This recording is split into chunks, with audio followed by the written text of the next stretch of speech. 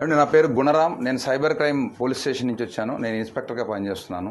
నేను ఇక్కడికి వచ్చిన కారణం ఏంటంటే, ఈ రోజుల్లో డిజిటల్ అరెస్ట్ అనేది చాలా విపరీతంగా జరుగుతోంది.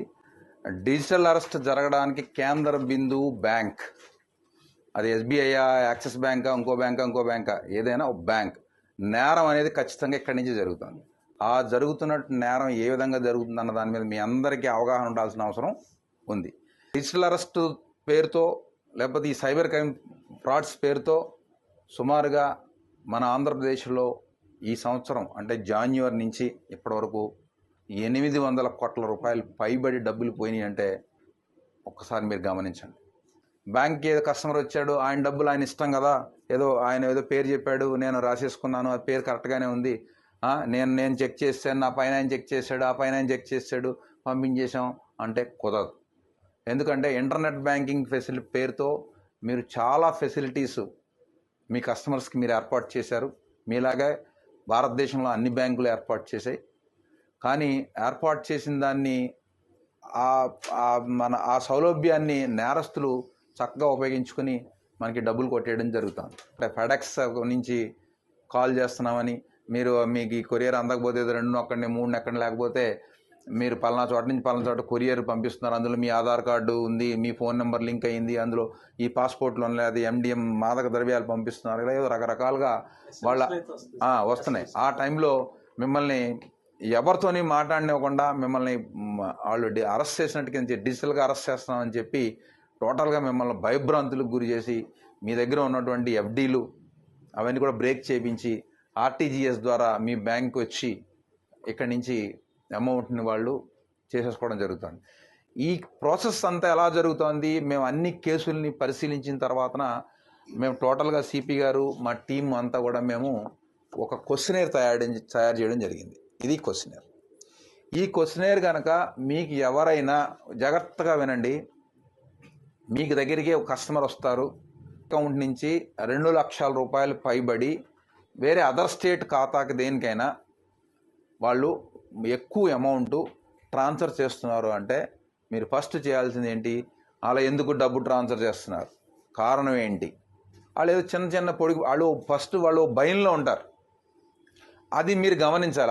అతన్ని గమనించాలి. అతని మొహం కవళికలు ఎలా ఉన్నాయి, ఫోన్లో మాట్లాడుతున్నాడా, ఏం చేస్తున్నాడు, ఏంటి, ఫోన్ అవసరం ఫోన్ కట్టేమని చెప్పాలా, కట్టనండి, లేదు నాకు ఏదో అంటాడు అంటే మీరు వెంటనే పట్టుకోవాలి, ఏదో జరుగుతుంది. ఇది మీరు అడ్డంగా అవసరమైతే గొడవ పెట్టుకోండి, ఏం పర్వాలేదు, మాకు ఫోన్ చేయండి, మేము వస్తాం. ఇప్పుడు మొన్న ఇదే SBI బ్యాంకులో 1,25,00,000 ఒక్కసారిగా వెళ్ళిపోయినాయి. మళ్ళీ ఇదే SBI bank Tiruvuru branch manager గారు వచ్చిన అబ్బాయిని గమనించి చేయడం వల్ల 60 లక్షల రూపాయలు ఫ్రాడ్ ఆపగలిగాడు. ఇదే మహబూబ్ నగర్లో SBI బ్రాంచ్లో ఇలాగే ఒక బ్యాంక్ మేనేజర్ గారు వెంటనే మాట్లాడి అక్కడ కూడా ఆపగలిగాడు.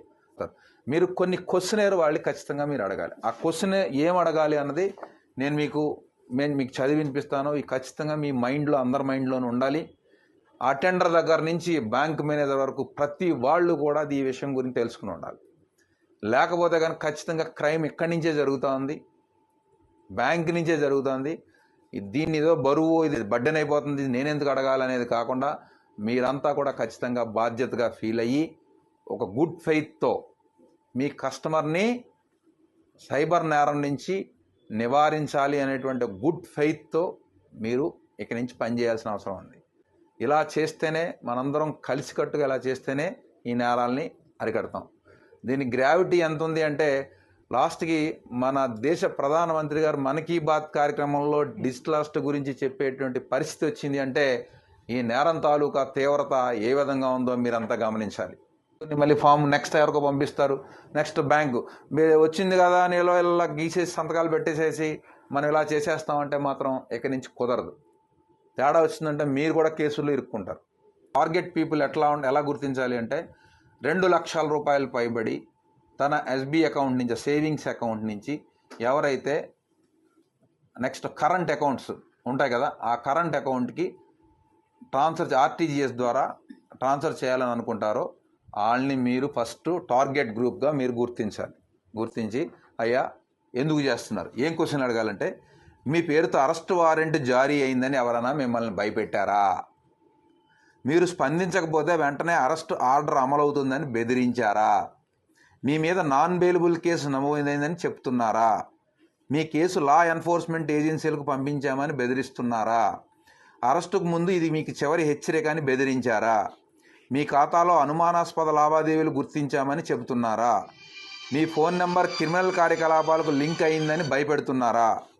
విదేశాలకు కొరియర్ ద్వారా పంపుతున్న ల్యాప్టాప్లు, పాస్పోర్ట్లు, సిమ్ కార్డులు, మాదక ద్రవ్యాలు వంటి నిషేధిత వస్తువులు మీ పేరుపై ఉన్నట్లు ఎయిర్పోర్ట్లో గుర్తించామని చెబుతున్నారా? మీరు నిషేధిత కంటెంట్, ఉదాహరణకు చైల్డ్ పోర్నోగ్రఫీని యాక్సెస్ చేశారని ఎవరైనా బెదిరించారా? ఈ లావాదేవీకి సంబంధించిన వ్యక్తి మీకు వ్యక్తిగతంగా తెలుసా? డిజిటల్ అరెస్ట్, ఫైన్ లేదా నాన్ బెయిలబుల్ కేసు పేరుతో మీపై ఒత్తిడి తెచ్చి డబ్బులు ట్రాన్స్ఫర్ చేయాలని చెప్పారా? మీరు ఎవరితోనైనా ఫోన్లో మాట్లాడుతున్నారా? సిబిఐ, కస్టమ్స్, ఈడీ లేదా పోలీస్ అని చెప్పి మీకు వీడియో కాల్ చేసి చూపించి భయపెట్టారా? లింక్ లేదా ఈమెయిల్ ద్వారా డబ్బులు పంపాల్సిందిగా ఒత్తిడి తెస్తున్నారా? మీ బ్యాంకుల్లో ఉన్న ఫిక్స్డ్ డిపాజిట్లు రద్దు చేసి డబ్బులు పంపమని భయపెడుతున్నారా? మీకు గల ఆదాయ వనరులు 1 సంవత్సర కాలానికి లెక్కగట్టి దానిలో సగం డబ్బులను పంపమని బెదిరిస్తున్నారా? ఈ ఖాతాకు గతంలో మీరు ఎప్పుడైనా నగదు చెల్లింపు చేశారా? మీరు ఈ లావాదేవీ చేయకపోతే చట్టపరమైన సమస్యలు ఎదురవుతాయని బెదిరించారా? CBI, ED, customs, police video call ద్వారా అరెస్టులు చేయవని మీకు తెలుసా? సైబర్ నేరాల పట్ల అప్రమత్తంగా ఉండి వెంటనే 1930కి కాల్ చేయండి. నేను యాక్చువల్గా ఈ క్వశ్చన్ అంతా చదవడానికి 1 మినిట్ లేదా 1.5 మినిట్ పట్టింది. కస్టమర్ని మీరు జాగ్రత్తగా ఛాదస్తంగా అతను తిడతాడ తర్వాత విషయం తర్వాత, ముందు ఈ క్వశ్చనేర్ కనుక మీరు అతనికి వేయగలిగితే ఈ క్వశ్చన్స్ అన్నీ కూడా ఆల్రెడీ అతను ఫేస్ చేసి ఉంటాడు. అతను ఒక భయంలో మీ దగ్గరికి వస్తాడు, ఓ భయంలో ఉంటాడు. ఈ అడిగితే ఎస్ ఇవన్నీ అడుగుతున్నారు, వాడు కూడా నన్ను అడిగాడు, ఇది ఫ్రాడ్, ఇది ఖచ్చితంగా నా డబ్బులు కొట్టేయడానికి ఎవడో ట్రై చేస్తున్నాడు అని ఆ క్షణం నుంచి మీరు అతన్ని బయటికి తీసుకురావాల్సిన గురుతరమైన బాధ్యత మీ అందరి మీద ఉంది. అది మీరు మాత్రమే చేయగలరు. మీ కస్టమర్ని మీరే రక్షించాలి. కస్టమర్ ఎటువంటి పరిస్థితిలో ఉన్నాడు అనేది కూడా మీరు గమనిస్తూ ఉండాలి. మీరు ముఖ్యంగా మీరే చేయాలి. అటెండర్లు, సెక్యూరిటీ వచ్చిన వాళ్ళంతా సార్ ఇక్కడ ఇటువంటి చూడండి అని మీరు చదివిపించాలా. ఏమంటే ఇదే బయట బోర్డు, పెద్ద బోర్డు పెట్టండి, ఫ్లెక్సీ పెట్టండి, నేను మీకు సాఫ్ట్ కాపీ పంపిస్తాను, పెద్దది పెట్టండి. వచ్చిన వాళ్ళని వెళ్ళే వాళ్ళని చదివించాలి.